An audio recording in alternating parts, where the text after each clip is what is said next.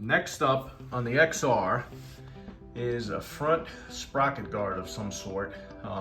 These things are very rare. When they do pop up on eBay, they probably want more for this one part than I paid for this bike years ago. So my plan is to just make one myself. I started bending up some strap steel stock that I had. And what I'm trying to do is, right now, I'm trying to mimic this little shelf here. And if I clean it up a little, I might be able to see it better. I'm trying to mimic this curve with the steel. I'll cut it down to size. I have the curve pretty close right now. And I'm just working it by hand. I'm working it on the wooden bench, and I'm kind of hitting it with a hammer, a little bit here and there as I go. I'll cut the ends off, and then I'm gonna machine up some takeoffs in my lathe that can bolt right here and right there. I'll get those bolted on, and I'll weld this to them, and then I'll make some sort of decorative cover on the front out of a little bit thicker gauge steel.